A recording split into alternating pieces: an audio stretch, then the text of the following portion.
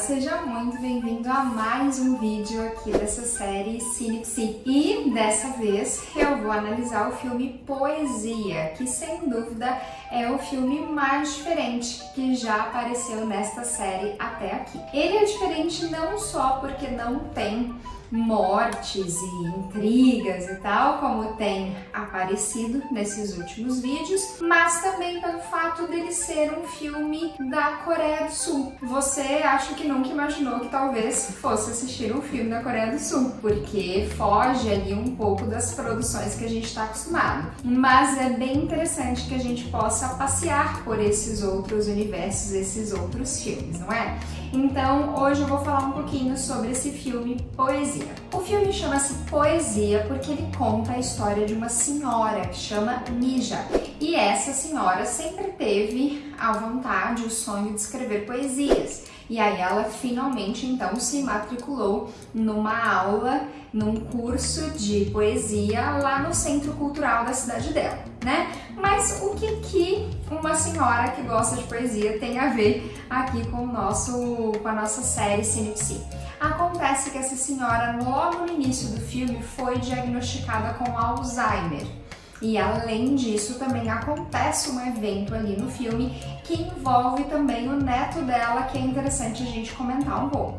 A doença de Alzheimer, ela está muito difundida hoje em dia, né? As pessoas já escutam bastante falar sobre a doença de Alzheimer. E o aumento do número de diagnósticos se deu porque as pessoas agora estão envelhecendo muito mais, né? Elas estão chegando aos 90, 95, 100 anos com muito mais facilidade do que se chegava 20, 30, 40 anos atrás. Então, com o aumento da idade da população, também aumenta o risco dessas doenças, né? Dessas doenças degenerativas. Então, o que é o Alzheimer? É uma doença degenerativa e progressiva em que a pessoa vai perdendo então a memória. Este é o principal sintoma da doença de Alzheimer.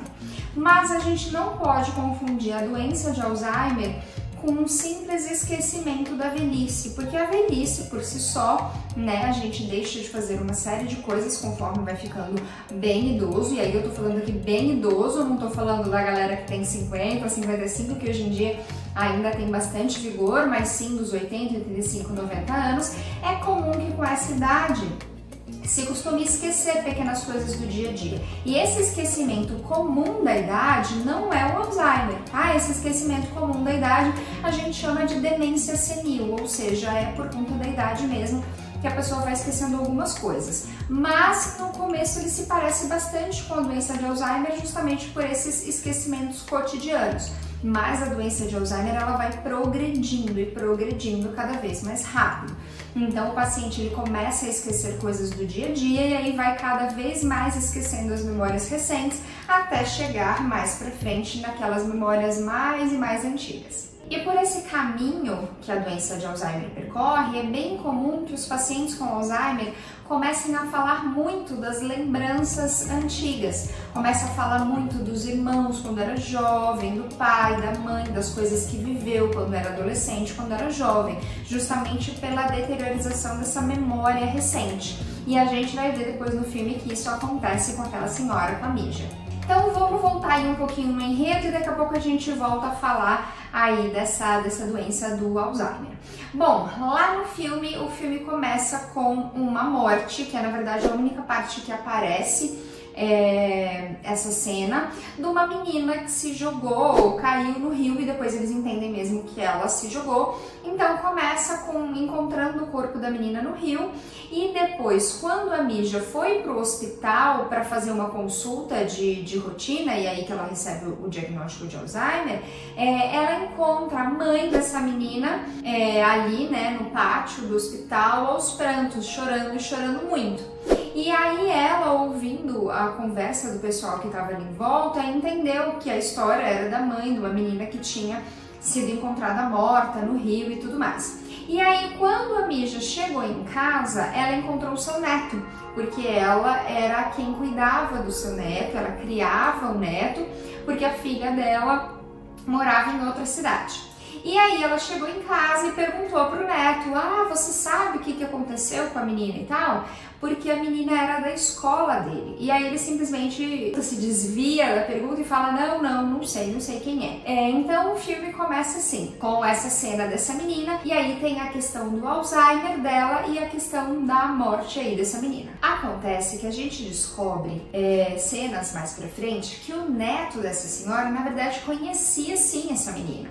Que aí eles descobriram que essa menina estava sendo violentada, né, sexualmente por outros 6 meninos da mesma escola dela. E um desses 6 meninos era o neto dessa senhora. E aí o filme também desenrola um pouco essa história que os pais desses meninos, eles se ofereceram para pagar uma indenização para a família da menina, para que a família da menina não levasse essa história adiante à polícia, porque eles descobriram isso por uma carta que a menina deixou. Então assim se desenrola essa história dessa senhora com Alzheimer que cria o neto e que o neto está envolvido nesse problema dessa violência aí que eles fizeram com essa menina. Bom, então diante de toda essa história envolvendo essa menina e o neto da Mija, ela então descobre que tá com Alzheimer. E o filme mostra, embora eles não tenham mostrado o exame, mas pelo menos cita, né, que eles chegaram a esse diagnóstico através do exame de ressonância magnética. E é o que a gente consegue realmente fazer o diagnóstico, além do diagnóstico clínico, tem também os achados, né, na ressonância que mostra realmente ali a deteriorização do sistema nervoso central. E aí então ela recebe esse diagnóstico e ao longo do filme a gente vai vendo algumas características realmente do Alzheimer. É interessante que por vários momentos, inclusive uma cena que a gente vai ver daqui a pouco, ela esquece o nome das coisas, nome de coisas comuns do dia a dia. Ela lembra para que serve, ela lembra o significado, o conceito, mas ela esquece o nome. E aí isso é uma das características também que a pessoa começa a esquecer coisas que ela lembraria ou nomes que ela lembraria sem nenhum problema. 이거 어디로 갔지 또? 뭘 찾아요? 저거 내 말이 생각이 안 나네. 저기로 가주세요. 저기. 동서울. 아이고 뭐더라. 동서울이었는데. Uma outra coisa interessante da gente pensar sobre essa senhora é que ela parecia um tanto avoada, sabe? Eu uso esse termo, sabe, uma pessoa meio distraída que você não sabe muito bem se ela tá te ouvindo, se não tá, ela tá meio que olhando pra rua. Ela é uma senhora assim meio avoada, né? Tanto é que em várias situações na rua, do nada ela para e fica olhando alguma coisa. Quando ela tá conversando ali com os pais dos outros meninos, ela também do nada faz uma pergunta que não tem nada a ver com o que eles estão falando. O filme, ele faz ficar confuso, ele dá a entender que isso seja por conta da poesia, porque ela vai assistindo as aulas de poesia e o professor diz que você tem que olhar a beleza do simples, você tem que olhar uma maçã, a natureza. Então o professor, ele também meio que induz você a ficar, né, nessa contemplação, mas como juntam várias coisas, eu acho que isso a gente pode analisar também como uma das características do próprio Alzheimer e também entender isso como uma característica dela, independente dessa história da poesia ou do Alzheimer. Por quê? Vocês lembram que algumas cenas, acho que umas 2 ou 3, eles citam a questão da roupa dela. Porque ela se veste desse jeito, mas ela é humilde. Ela tem um tipo de se vestir um pouco excêntrico, que foge um pouco do que as outras pessoas usam e principalmente porque ela mora num bairro bem pobre. Então aquela roupa dela destoa um pouco daquela realidade. E aí soa que um tanto excêntrica, essa é a palavra, um tanto excêntrica, porque parece bem diferente do que as outras pessoas costumam, né? Então esse jeito dela avoado, a gente pode interpretar uma própria característica dela de personalidade, já que ela mostra essa excentricidade no vestir, e isso foi desde sempre, pelo que eu entendi, né? Não está relacionado ao Alzheimer. A gente também pode entender esse comportamento dela como já uma característica do Alzheimer, né? Então, ela já tá ali perdendo a memória ou esquecendo algumas informações do dia a dia, então ela parece um pouco avoada. E uma outra coisa que pode ser também, pode ser do próprio exercício de escrever a poesia. Então, esse comportamento dela aí a gente pode entender sobre essas três óticas, e na verdade eu acredito que o filme tenha deixado assim confuso mesmo, para meio que parecer que foi por causa da poesia, mas a gente também tem esses outros dois lados para pensar. Uma das cenas, inclusive, que a gente pode pensar é se esse jeito dela, essa característica dela tem a ver com o Alzheimer ou até com o fato lá do neto, é na hora que ela vai falar com a mãe da menina que morreu, né? Então, os pais dos meninos, eles entram ali num acordo que eles vão, né, oferecer uma indenização para a mãe. E aí, meio que os pais convencem a Misha, que é uma da avó de um dos meninos, a conversar com a mãe da menina. E aí ela não encontra a mãe da menina na casa, e aí vai até o campo para encontrar ela. E chega lá no campo, quando ela encontra, ela não conversa aquilo que ela foi conversar. Ela fala sobre o damasco, ela fala sobre o campo, sobre o céu, ela fala lá um monte de coisa aleatória e não fala do que foi falar e volta. E aí depois ela diz para um pai dos meninos: eu não encontrei a mãe. E aí a gente fica, ué, será que ela não lembra que não encontrou? Ou será que ela, por algum motivo, não quis falar aquilo que eles haviam combinado e por isso ela disse que não encontrou, né? Acho que o filme deixa essa dúvida, além do que o próprio discurso dela com a mãe, né? O damasco que cai no chão, com uma natureza bonita e tal. Enfim, eu não lembro exatamente o diálogo, mas ela fala mais ou menos isso. Remete às aulas de poesia dela, que o professor estava ali incentivando eles a fazerem esse exercício. Então, essa cena a gente fica ali na dúvida. Eu sinceramente não sei se ela realmente esqueceu que ela ia conversar com a mãe, se ela realmente esqueceu que ela encontrou a mãe, ou se ela acabou fazendo, lembrando mesmo. 걸어오다가 살구도 주웠어요. 살구가 땅에 막 떨어져 있어요. 한 입 깨물었더니 맛있더라고요.